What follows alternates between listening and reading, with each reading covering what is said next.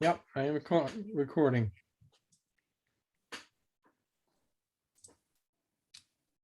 Go ahead. So this is the Driftless. It straddles 4 states, including just a little bit of Illinois. And so when I got the invite to do this thing, I thought, yeah, I don't know anything about trout in Illinois. And so I went to the internet, and turns out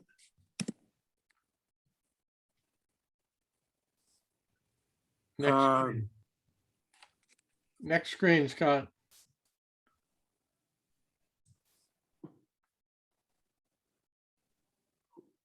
we missed one slide. I'm sorry, but that's okay. Let's just go. I've wasted too much time. It's coming up after this one, Kelvin. Oh, okay, so this we call it the Driftless because the area doesn't have any drift on it. And what drift is a whole bunch of mixed up boulders and clay and sand and all kinds of stuff like that that's dumped by glaciers.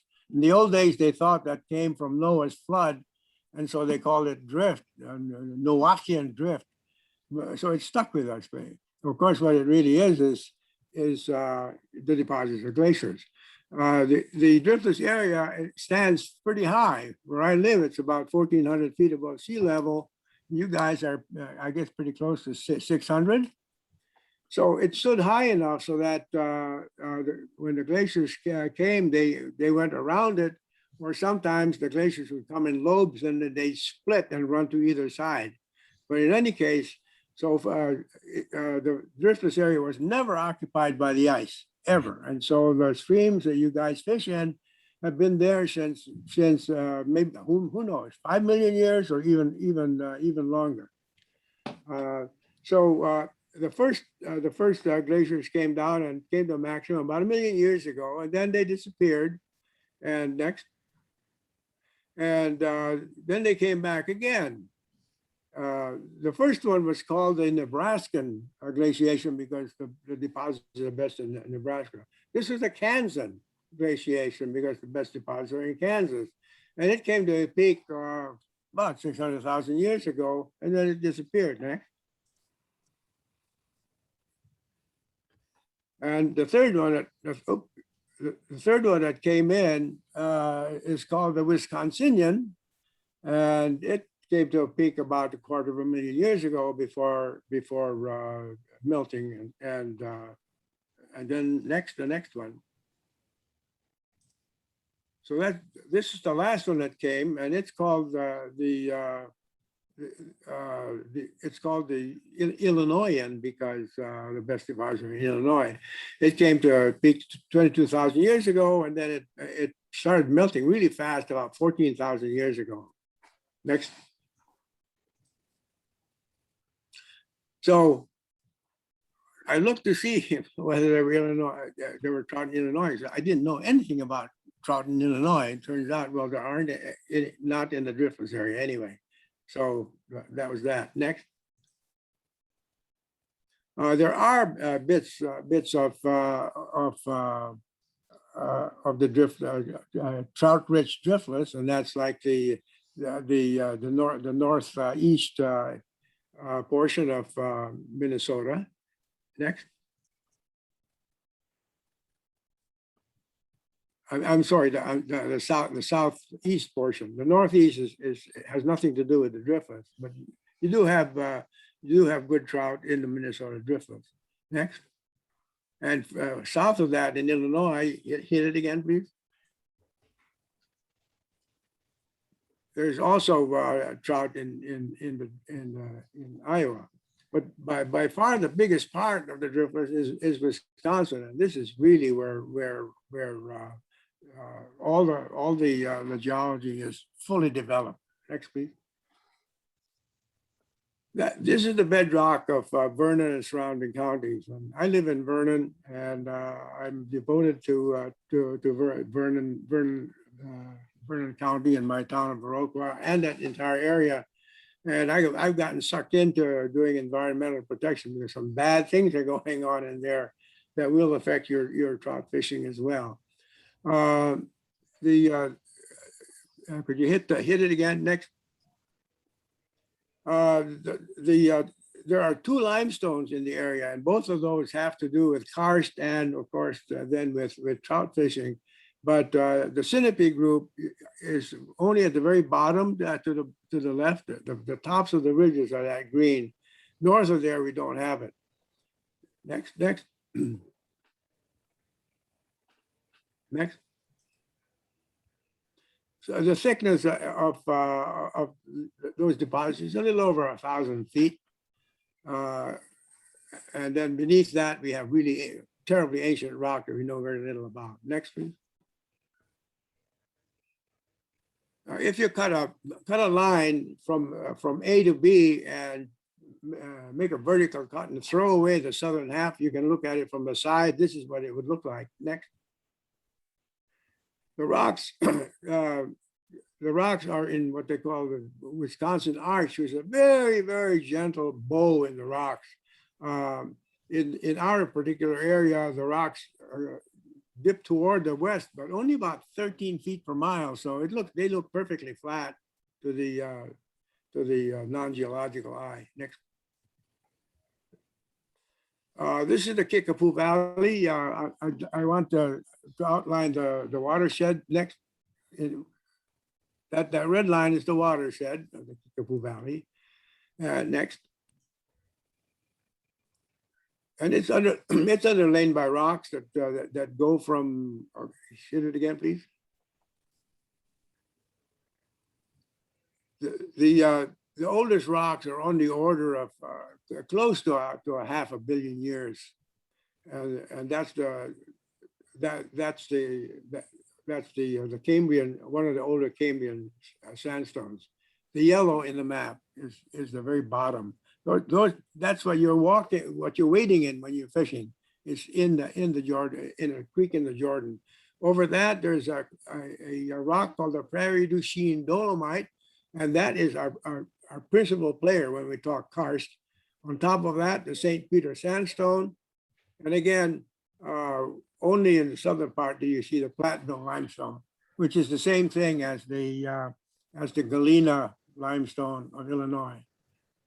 Named by two groups of geologists who didn't know they were working on the same thing. Next, please.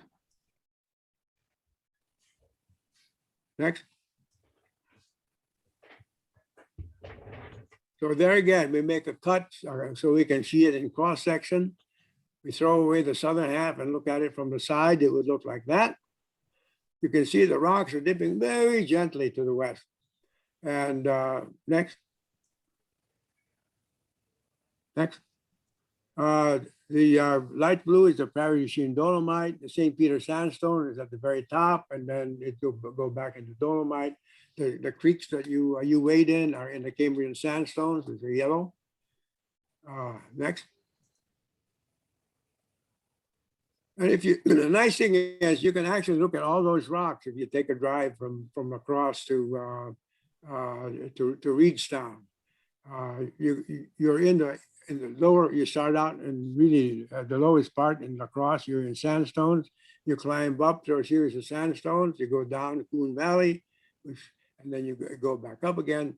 And so the Prairie du Chien, and then some St. Peter sandstone, and then down again. That book is a very nice book if you're at all interested in geology, if you want to study the geology on your way around Wisconsin. Next, please. So these were the continents 500 million years ago when the oldest rocks were deposited. We were south of the equator, and as time progressed, a few tens of millions of years later, next, 480 million years ago, we were still south of the equator, but slowly moving toward our present position. Next. And how that happens is very simply plate tectonics. And, very briefly, what it is we have the rocky rind is about maybe 60 miles thick. And underneath that, you have something like 300 miles thick that is a mixture of magma and crystals, really hot magma and crystals. And the liquid part rises up along mid-oceanic ridges, yet again. And they go up and they congeal into new crust. And the two sides keep moving away from each other. That's what you call continental drift. And if there are any continents involved, they're embedded in that and they move, they just drift along with it. Does that make sense? Yes. Okay. A typical speed is about one or 2 inches per year. But given that, and given that that we were talking about 500 million years of travel, we got up to like 40 latitude where we are now. Next, please. At the time this all started, South America was not oriented the way it is now, and most of North America was covered by a shallow sea, never really deeper than say 100 feet thick. And as the continent drifted, it would very slowly go up and down a little bit. And so sometimes you'd have exposed areas, but most of the time it was everything was submerged in a shallow sea. Next, please.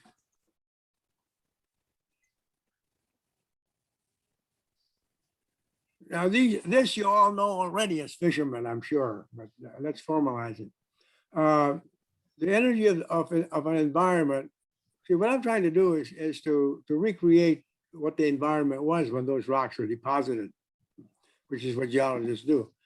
So if you go from the shallow, or from any sand, on any part of land, you go seaward.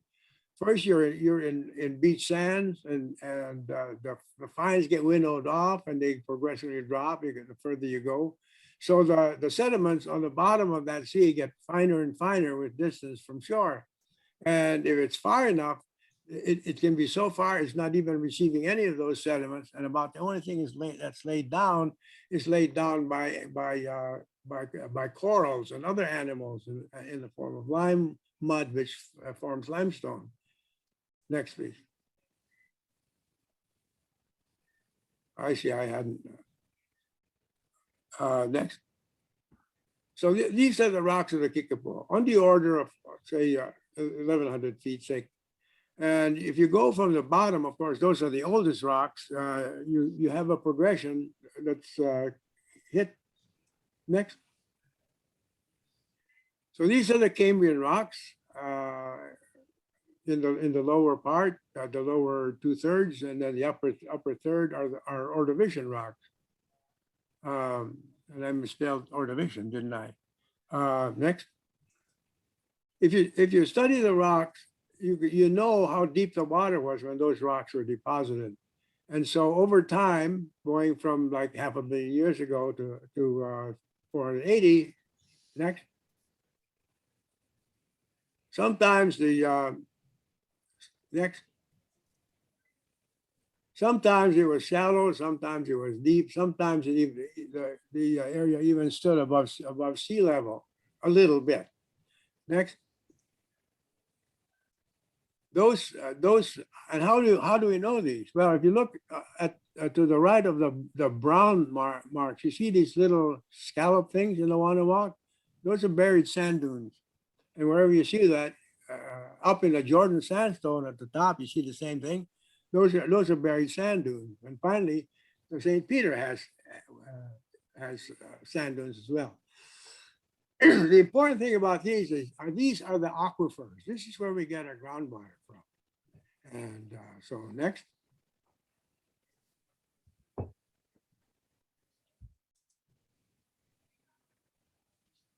Next.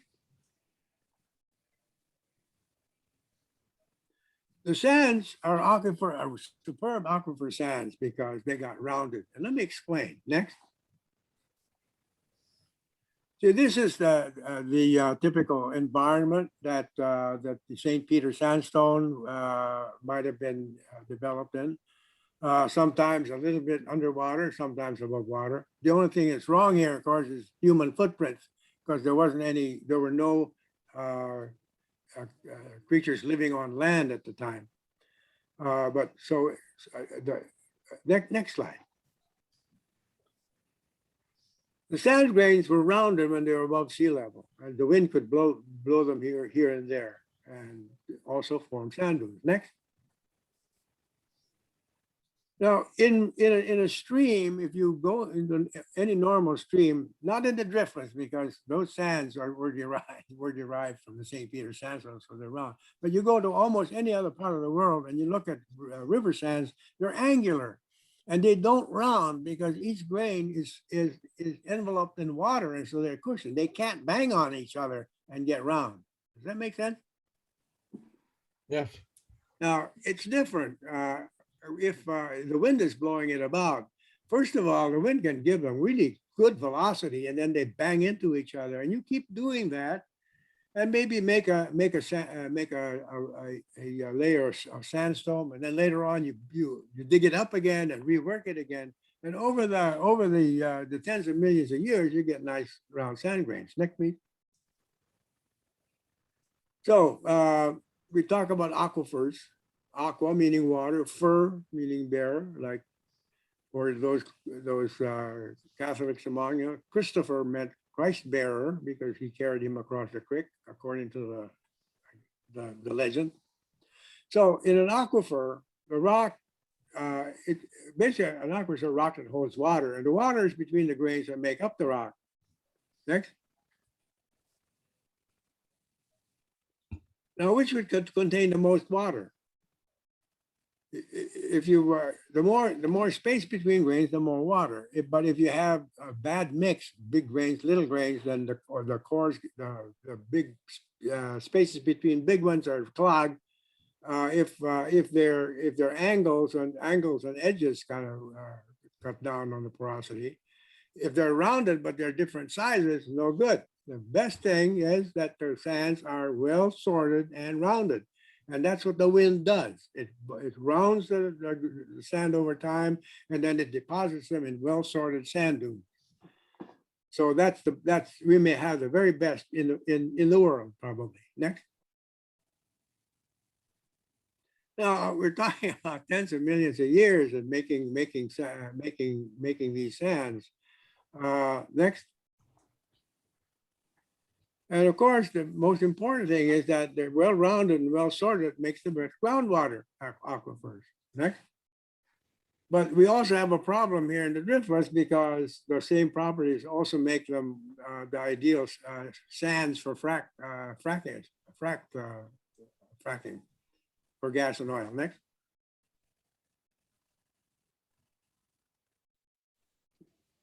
By the way, I only want to run 50 minutes, and chop me off at 50, okay? You may go as long as you wish. So in hydraulic fracking, that's what they do. They drill into shales, very fine grained rocks that hold very tightly held sand and gas and oil. Back it up. And so they drill down a couple of miles, and then they drill horizontally a couple of miles, and then they force fluid under high pressure to fracture the shale. And they talk about 5,000 pounds per square inch to do that, because after all, that's the weight of a couple of miles that you're trying to overcome, right? To crack the rock down there. Next, and that's the gear they use. So they go down 1 to 2 miles, one to 2 miles, and they go 5,000 psi. And that overcomes the weight of the overlying rock and fractures that rock. And so the fractures, if you're pumping, they pump down fluid, that fluid that they're pumping at 5,000 pounds per square inch is a mixture of water and chemicals and sand grains from the driftless area. And what happens is that important to be round because the grains have to roll into those tight fractures to hold them open so the oil and gas can seep out, okay?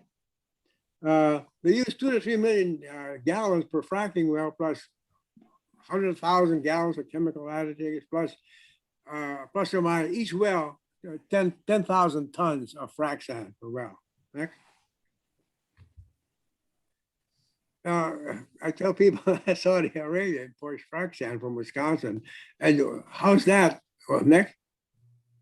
That's because those are young sands. Ours were worked over millions and millions and millions of years, and theirs are young. So that's the big difference. So they buy them from us. And unfortunately, what that does is it messes the environment, serious, big time. But that's another story. Next. We want to talk about Karst now. This is one of my favorite pieces of art about Karst, and that's from Southwest China. But the Karst there is different. They get big towers because it's very moist and warm, and unlike a temperate area like ours, we have more caves. They have more spires. Now, next, we have two. Next, Scott.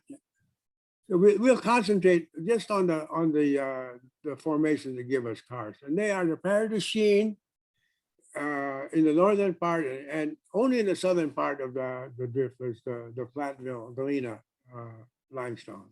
Next. First thing about a word, if you're going to use a word, you really need to know where it comes from.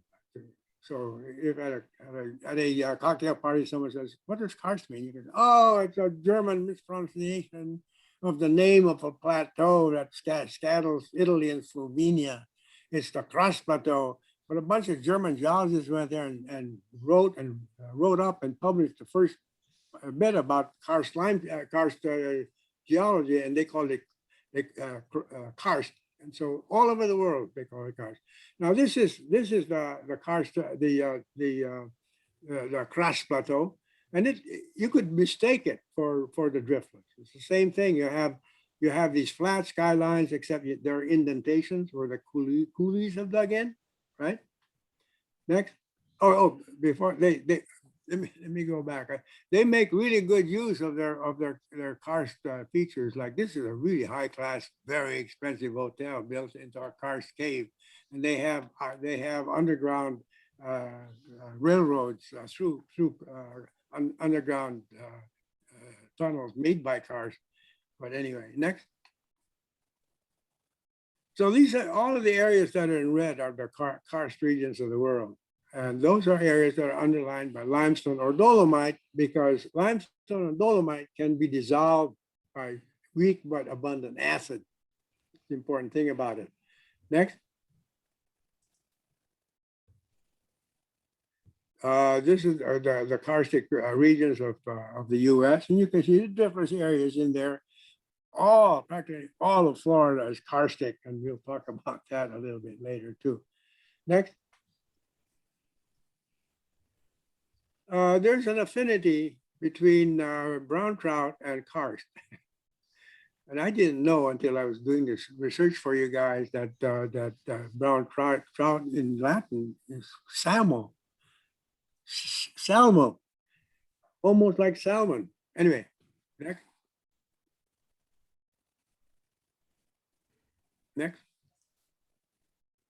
Vernon County, totally karst. The karst goes all the way from along Lake Michigan, all of Lake Michigan in Wisconsin. It goes across south, well, actually, they did the disservice to Illinois. I'm sorry. I should have. My bad. They didn't put Illinois in because Illinois isn't very much of the, I guess, of the Driftless. Next. Now, limestone is a mineral, calcite. Calcite is calcium carbonate, and limestone is made by oceanic life. Like all seashells are calcium carbonate. Dolomite is very much like it, but if you start out with a lime mud and then you start squeezing, you're accumulating it, and so over time you're squeezing it and you're squeezing the liquids out. The liquids migrate out, and sometimes while they're doing that, magnesium atoms get stuck in the structure and take the place of some of the calcium. And how that substitution depends on various things. We don't really want to worry about that. But the important thing is that acid can dissolve both limestone and dolomite. Dolomite more slowly. The more magnesium, the harder it is to dissolve. Next. Now, we talk about acid rain in the context of coal burning plants, but actually your rainwater is acidic. And that's because if you have water in the where it can communicate with carbon dioxide. Next.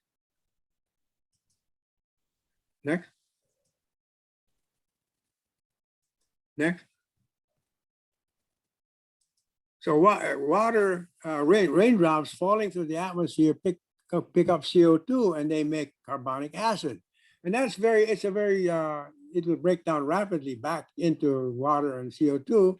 But at any moment in time, you got some acid in that rain. Next. And if you have that carbonic acid, it can break down in another way. It can let go of one of its hydrogens, and the hydrogen ion is the active ingredient of all acids. And so it can give you hydrogen ions, leaving that bicarbonate now has a new name. This is wrong. This is a carbonate ion. And it can get rid of another hydrogen ion, and hydrogen ions are sulfuric acid, hydrogen ions, whatever acid, name it. What the active ingredient is the hydrogen ion. Next. So after the Cambrian sandstones were deposited, the sea deepened, and we got the Paradisine dolomites deposited. I've already said that. Keep going. So the dolomite is less soluble the more magnesium it contains. I've said that already. So if you find and lift up the area and then you allow the elements to attack it, you will some of the layers will be dissolved more easily than others. And which ones have the least magnesium, would you say, in that pile of rocks you drive by? Wherever they stick into the outcrop, right? That was more easily dissolved. Does that make sense? Mhm. Okay, next. Next. So there's the driftless area. Next. And if you look at this, of course, of interest to trout fishermen, if you look at the density of springs in Wisconsin, where do you find the most springs? By far, the most are in the southern part of our driftless in Grant County, where there are almost 2 springs per square mile, and some of the best trout fishing in the world. Next. This is a pile of a quarry in the Paradisine dolomite, and I want you to notice 2 things. You see those vertical arrows, vertical areas. Those are where you have vertical fractures, and so rainwater containing carbonic acid can go down and seep down, and as they go, they dissolve more out. And the more they go down, the wider it gets, the more efficient conduits for groundwater seeping down they are. Then they hit an area where a layer where maybe it doesn't have as much magnesium, so it gets dissolved out. So you can make horizontal paths for the water to go along. And so the whole thing then basically makes it possible for surface water, whether clean or whether polluted, to go down into the deep rocks. This is a diagram that shows if you start out with the rock fractures on the left, over time you get the rock looking like that. Next. So this is basically how it works. You have groundwater percolating through bedding planes and fractures. It dissolves the dolomite, and it makes both vertical and lateral conduits. And over time, they grow. And then you also begin to get caves. And when a cave, the roof of a cave collapses, you have a sinkhole. But the important thing about this is that, if I took a chunk of dolomite and put it in a pail of water, a little bit will dissolve, but that'll be it. But in this case, you're letting water continuously seep through the whole thing, coming in at the surface, percolating to the rock, and then coming out in the trout stream. And so that the water containing carbonic acid keeps coming in and enlarging those features. And these are some of the karst features that you see. uh, disappearing streams. You'll have a valley where all of a sudden it's gone because of the rock, the water has found a conduit to go underground. So you get caves, underground screen and springs and so on. And the two the two places that the water seeping through want to go is either in surface trout streams or down into the aquifers. Heck. Yeah. Oh, we've already said that. Now, in eastern Wisconsin, around Door County, they have a rock called the Niagaran Dolomite, and that it has a lot of big spaces in it, and their groundwater comes from that. Now, if that gets polluted, that's not too big a problem because the conduits in that limestone are big. You can actually flush that. There'd be technology to flush it out. But if you get water percolating down and into our Cambrian sandstones and they pollute it, they're gone. You will never be able to clean them out because water travels only very slowly through rock, through aquifers. And so it's important that we protect them. Next.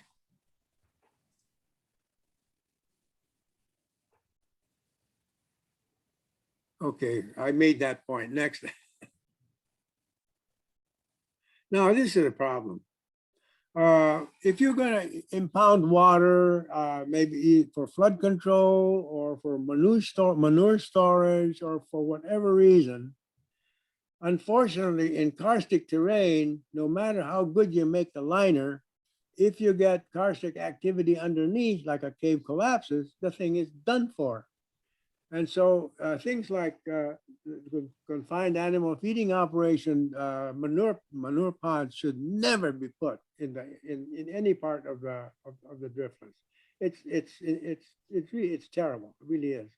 Now we also have right now we have a really bad case in point because the Vernon County landfill is being enlarged, and it's a really terrible story. I don't want to get too emotional, but this is very close to my heart. They built the landfill for Vernon County in the township of Baroka, but before they set it up, they checked how fast water would percolate through those rocks, and they used bad testing. They in 2003 they went back to the authorities and said we'd like permission to stack them higher. And so they said, well, to do that, we have to check the geology again. They found out that the geology, the actual flow rate of water, contaminated or not, through those rocks is 10 to 100 times faster than the feasibility study said. Nevertheless, they're trying to open it up again. What they did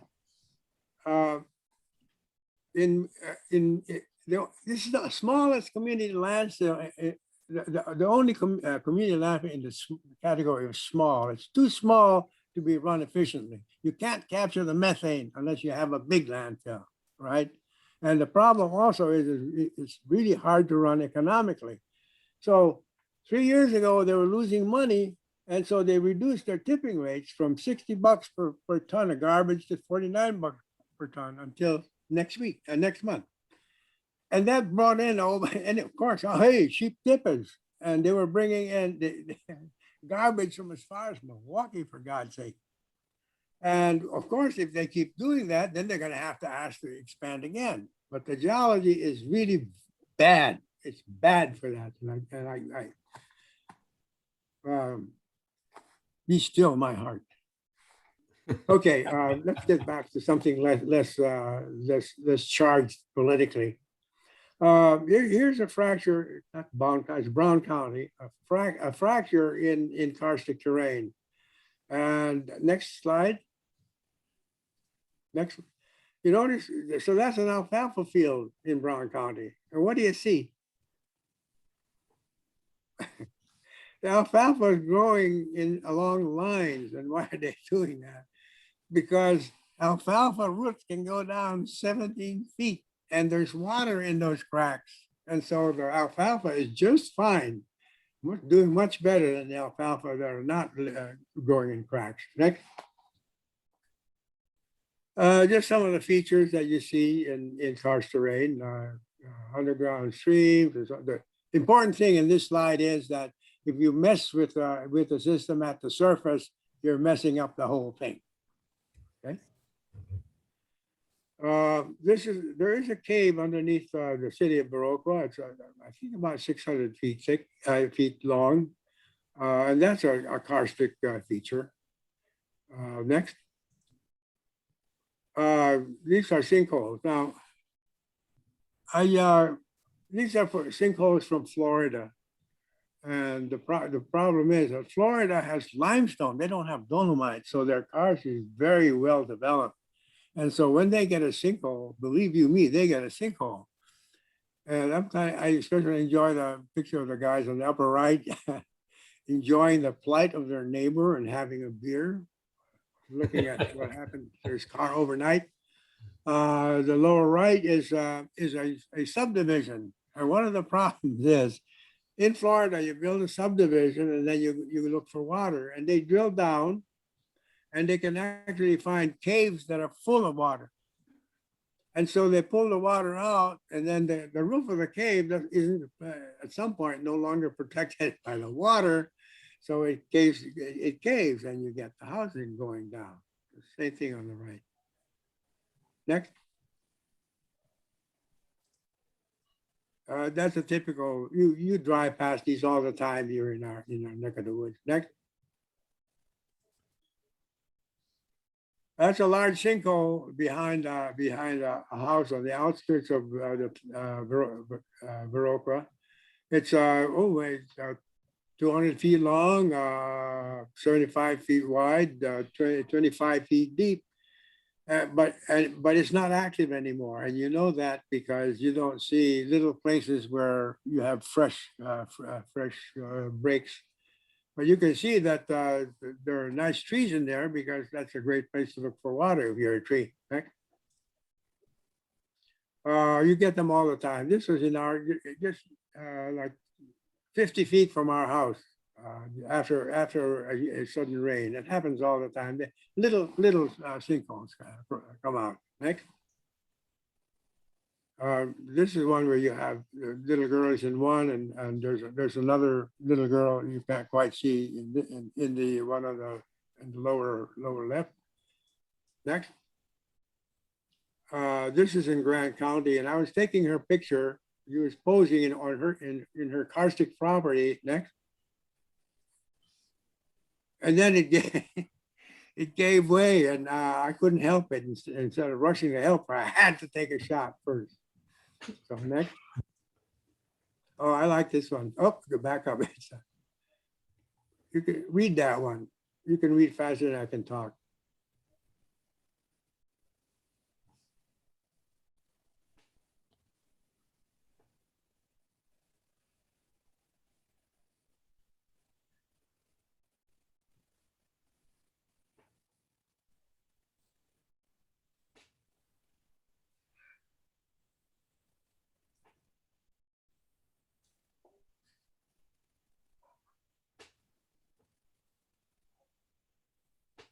I guess that should do it, right?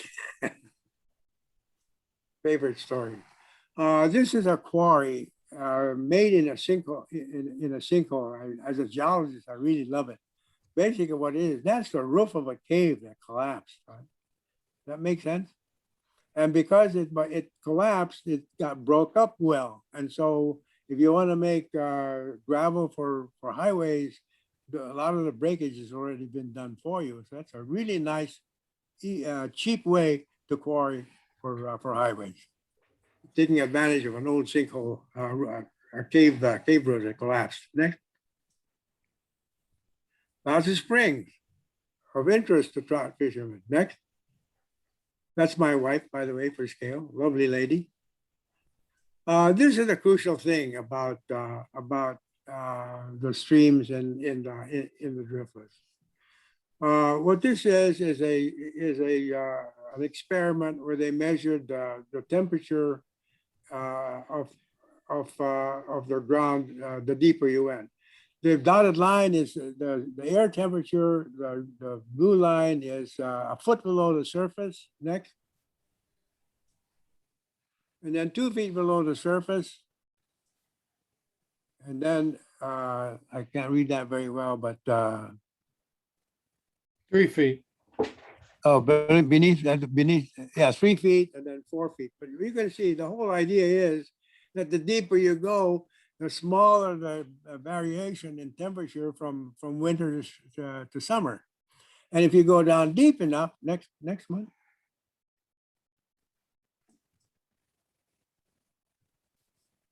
Depth below ground surface and the temperature as the seasons progress.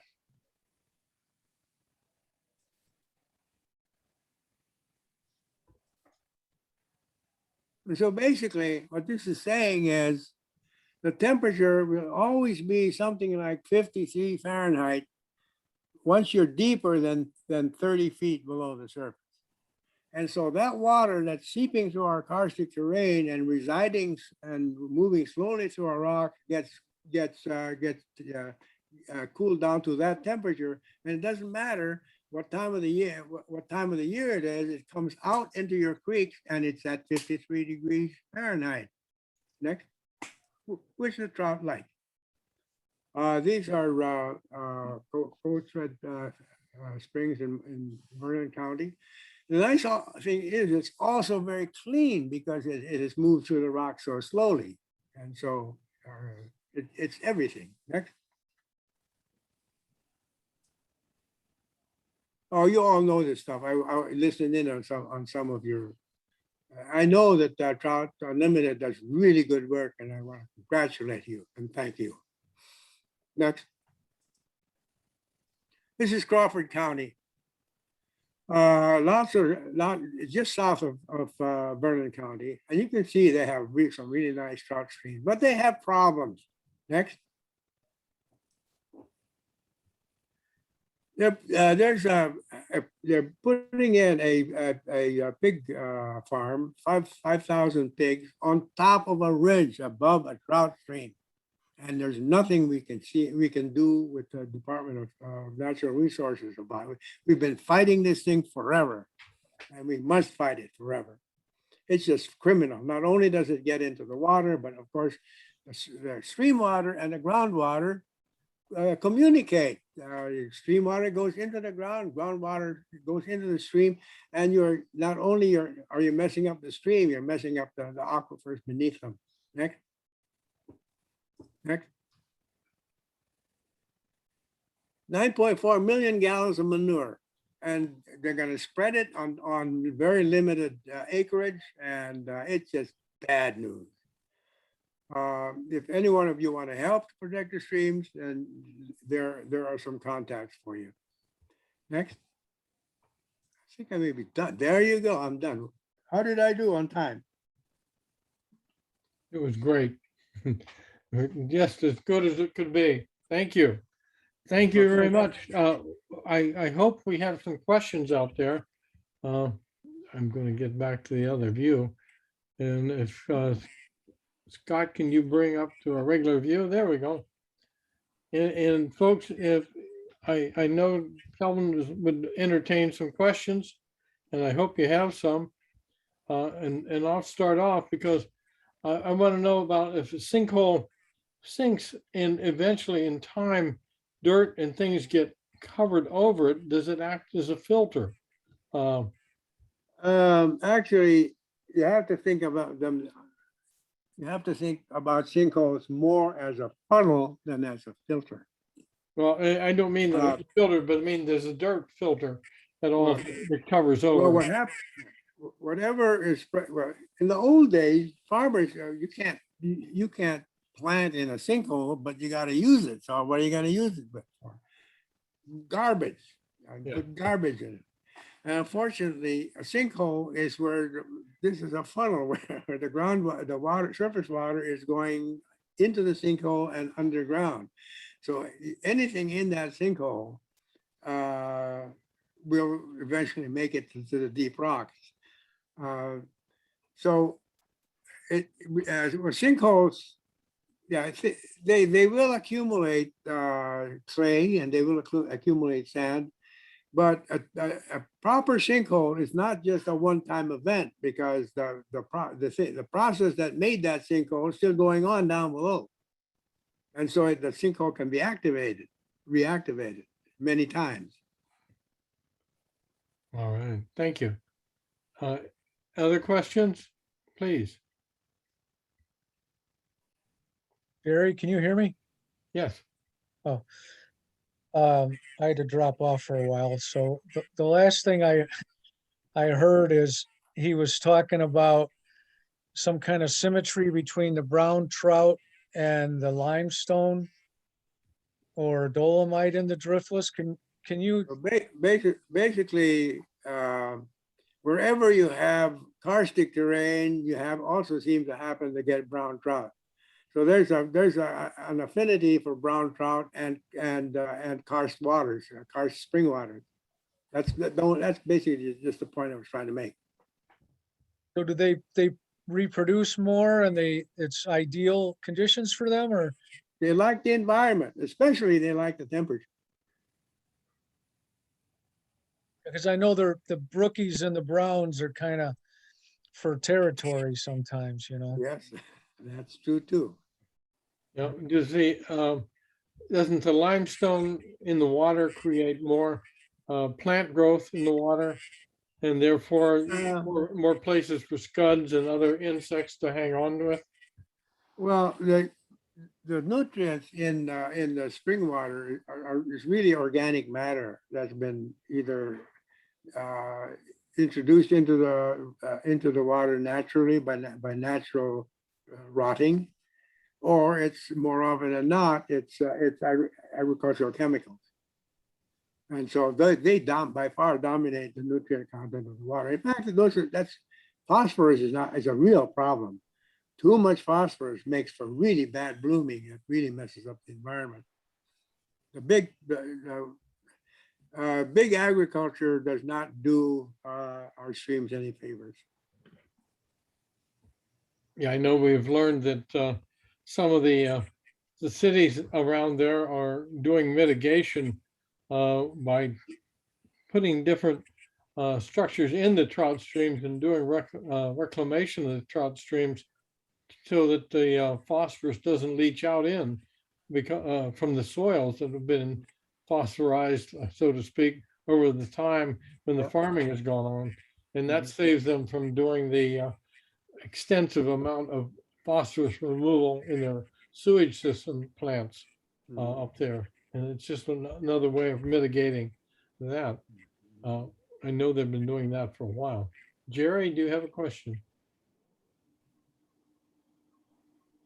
You're same regardless of the Jerry, season. start again. You were muted for a while. Oh, okay. I was going to say the temperature. I was really it caught my attention there. The difference in the temperature by the the seasons was, once you got down pretty deep, it stayed.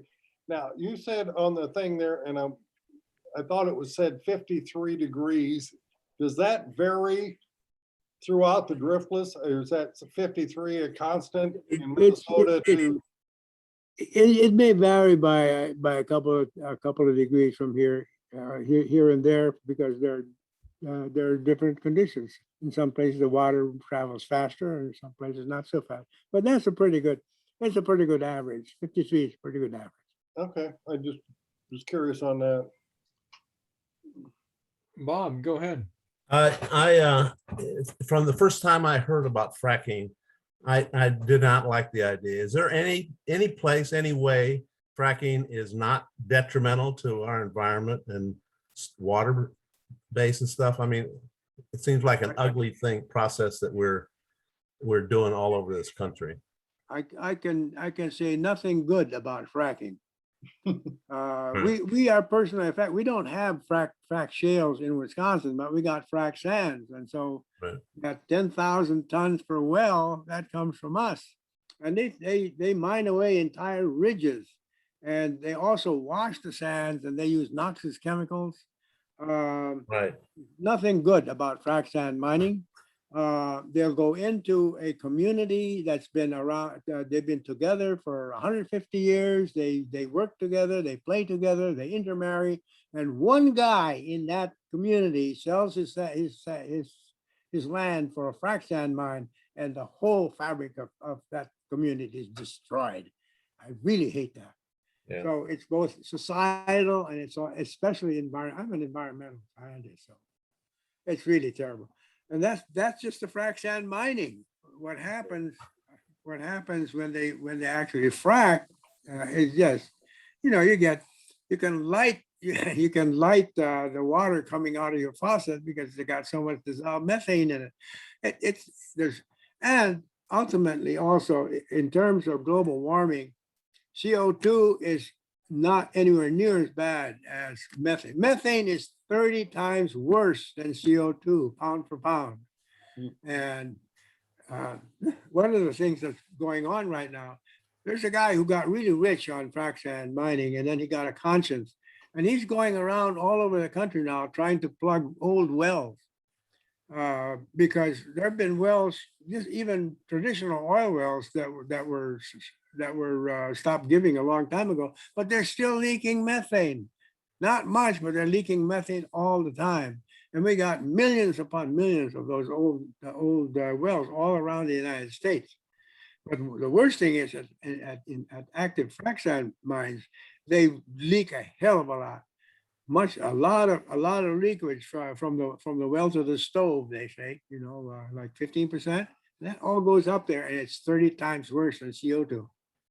So I can say nothing good about fracking.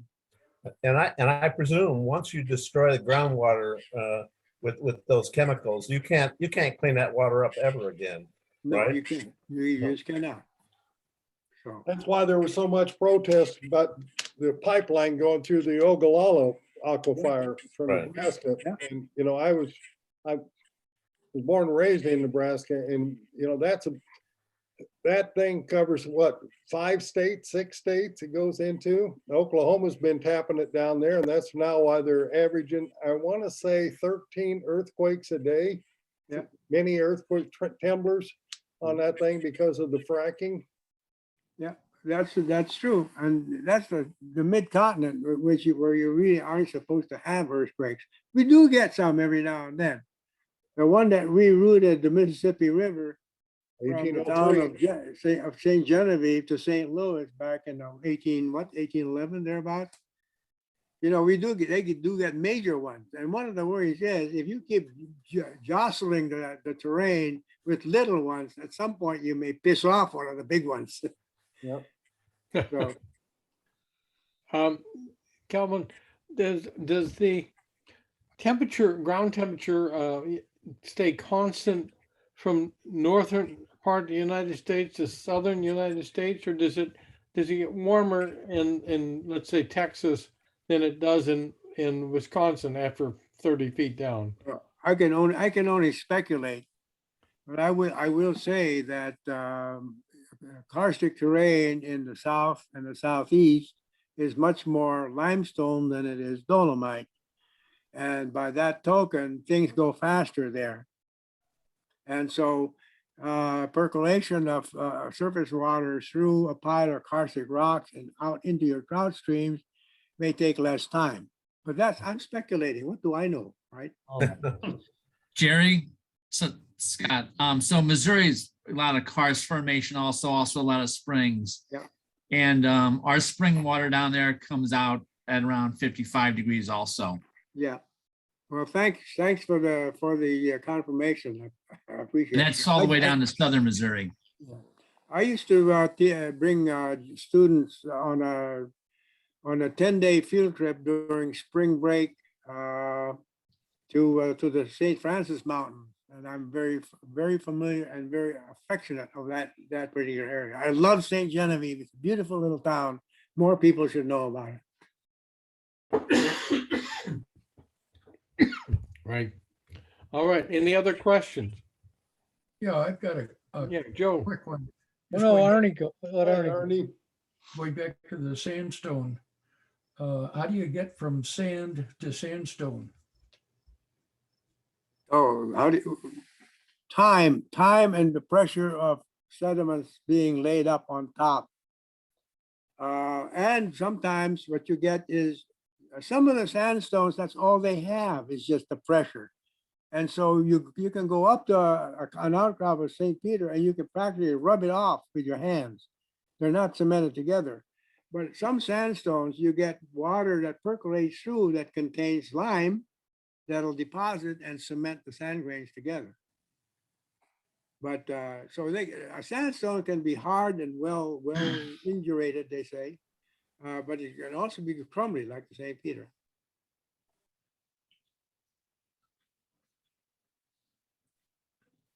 Someone else?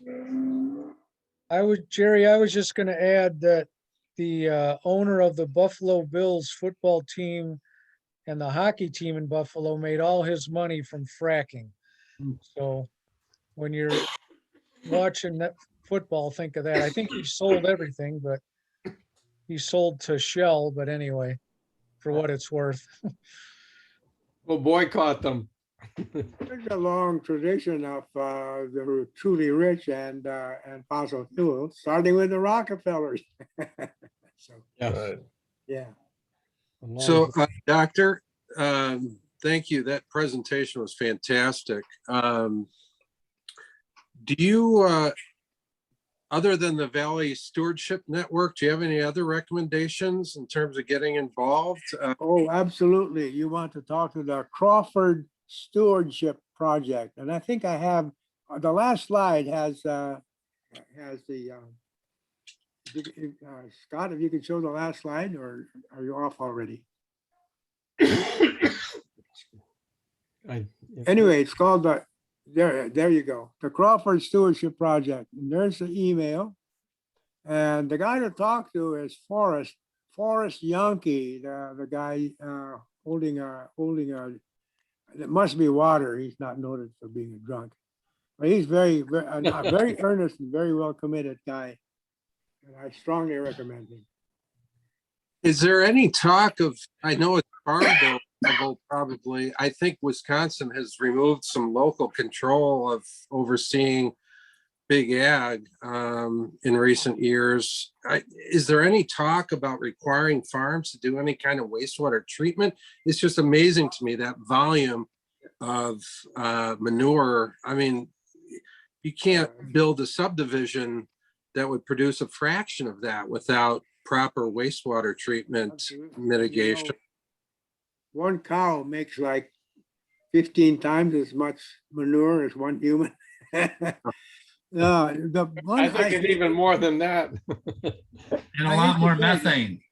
It seems like more and more, it seems like it's the corporations that write the laws, the environmental laws. It's very upsetting. It is. And that's well, what can I say? I don't want to tread on people's political toes. I was going to make a joke at one point when I never mind. Go ahead. Well, you probably can. I mean, from one of the most incredible things I've learned about getting involved in TU is how many sportsmen are also conservationists and are very concerned about the environment. Frankly, for me, it's been the best part of joining TU. So your joke's probably, you probably got the right audience. Well, my joke was when I was talking about Karst in Florida, I was going to say, it's a standard joke. I was going to say in 2018, a large sinkhole developed at Mar-a-Lago. And for the one or two Trump haters among you, I have to tell you, he wasn't there and it wasn't big enough or fast enough.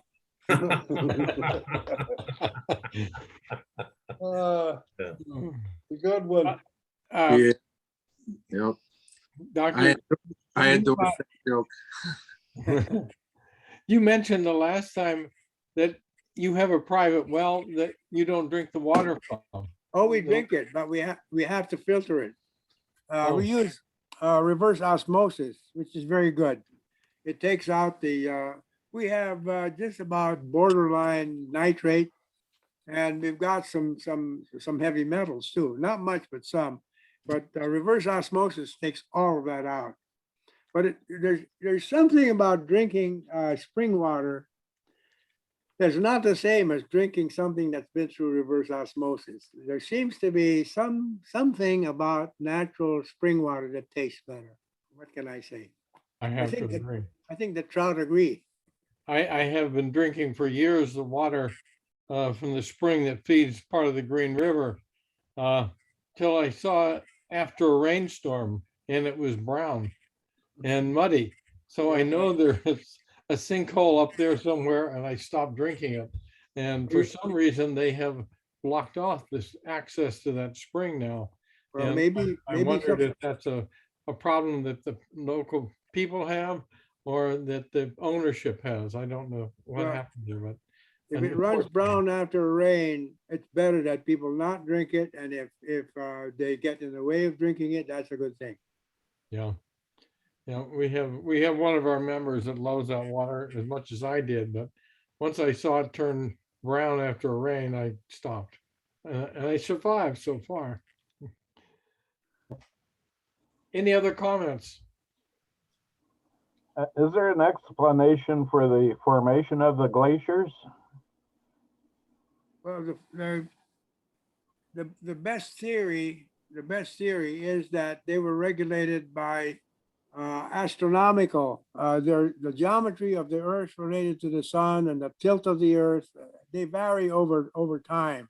And there are several little periods, but if you have several periods of different wavelengths happening at the same time, sometimes you get big peaks, sometimes you get valley, and it's not all that regular. But the main thing, climate control, is Earth-Sun geometry, the Earth-Sun geometry. But what is happening and what's been happening since the Earth was first, when life first arose, is that life has changed the environment and it maintains the environment. And it's done that from like 3.5 billion years ago till now, except now we have this one species that's come along that seems that seems to know how to mess things up better than any other species that's ever been along.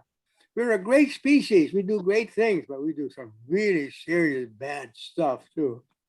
And as a geologist, I can say, well, luckily, I take the long view.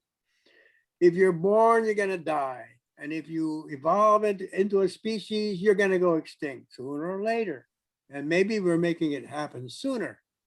But Mother Earth always survives. Mother Earth will survive anything, and Mother Earth will survive us. And the question is, who is going to be the inheritor?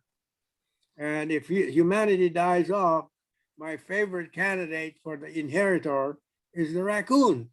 Because the raccoon has binocular vision. It has an opposable thumb, which makes for the grass. And he's got incredible curiosity and an unlimited capacity for destruction. If you've ever tried to raise chickens on a farm, you know how destructive they can be. They'll kill a lot of chickens and eat maybe a part of one. Yeah, the head. A worthy inheritor. They make great drinking partners too. I rescued one. That guy used to come back from the wild and sit with me while I was drinking my brandy on my back deck, and then he'd disappear for 6 months. They are amazing. That's another thing in their favor, huh? Exactly. We were camping once and we went for a walk, came back to our campsite and there's raccoons everywhere. And my wife picked up a rock and threw it at one of them and hit him right between the eyes. And he was just, Well, Kelvin, I think we enjoyed your presentation to the max. Yes. No worry about time. This group will stick with anything that's good, and they did. Yes. And so we thank you a great deal. It was a pleasure to have you, and yes. Thank you, Kelvin. Guys, too. Appreciate it. Really great. I think I learned a lot, and this is the second time I've seen it. So I know I learned a lot more this time. So it's going to be on video and online. Mark will have that up in about a week or so. So if you want to see it or repeat it or share it with somebody, it'll be there. That's coming. I also would like to thank Scott and Mark Domagowski. Those two both helped me a great deal tonight, and we got this put together so that we get all the segments of those slides. It wasn't easy, but we got it going, and Scott especially did a lot, and I thank you guys for the help. So I appreciate it, and I think that we're just about done. Oh, except for one note, Joe, Gal, I don't know if you know this yet, but you're going to be our new guy, I guess, for for IT, because my brain went dead. Mark sold his house. He's getting ready to move. I don't know if he told you that or not, but his house sold and he's going to move to Rapid City, South Dakota. Yeah. So I will be bothering you a lot. Don't worry, I'll be here. You know, they have the internet in South Dakota, you know. Well, we're going to reach out to him. You sure about Steve? that? I'm not so sure, yeah. Yeah, I'm not either. I go pheasant hunting up there and I damn well know you can't just log into it. Connect onto it. Eve, I know you were just there. Did you leave? I was going to tell him that we showed his trout tonight, but he left.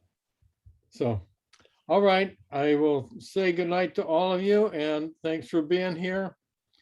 And look for a call. I need some help, so I may be calling a few guys. So talk to you soon, I hope. And our October speaker looks like it could be Ann Miller. And if you remember her, she's an entomologist and did a whole book of identification on insects for the Driftless area. And she is, I hope, going to do October. November, I've lined up a good guy from the Department of Wisconsin DNR. He's the head of the area in the central part of the state. So he's out of Madison. And he's going to talk to us about what the DNR is doing and how they're doing, making rules, and tell us some of the streams that have more fish than others. His name is Dave Rowe. He's become a friend, and over the time when I was working, we've been contributing to the Driftless Habitat Maintenance Program, which got pretty much wiped out 2 years in a row for COVID reasons. So that's 2 years lined up so far. And early in the year, next year, we're having a little discussion with the person that is the biologist from the Northwest region of our great state of Illinois. He's the new fisheries biologist, and we're going to query him about why we can't put trout in the streams in Illinois. That, if you all know, that we got knocked out of putting him in the Kinnickinnick, but there's some nice streams up in Joe Davies County and Stevenson County that we'd like to work with. So we're going to query him. He's going to take a survey, he said. So he wanted to wait till that results were done, and we'll see what he says. So those things are coming up. So I hope to see you all next Thursday, or next October, for the Thursday night meeting. And I hope it's going to be Ann Miller. I will let you know. And if you have any questions about going out to White Pines, just drop me a message and let me know what you need to know. And I will definitely put this out on a blast that we're going to do this. So it's always fun out there. And since Mark said the restaurant's open, you can have lunch there, or we can picnic, out there. There's plenty of picnic tables, whatever you'd like to do. So it's fun. That's all I got to tell you. It is fun. Those of you who've been there know that. more fish than you'll see in a regular trout stream for a Big long fish. time. And bigger if they come up with them, yeah. Some years it's scant and some years it's really big, so you never know what's going to happen. So that'll end it. Any questions, any comments beforehand, before we go? All right, Scott. Thank you again, Scott. I got a chat here. Let me see you. Pleasure. I'm good. Good. All right. All right. Good night, all. Yeah, Bye, thank guys. you. Great. Good night.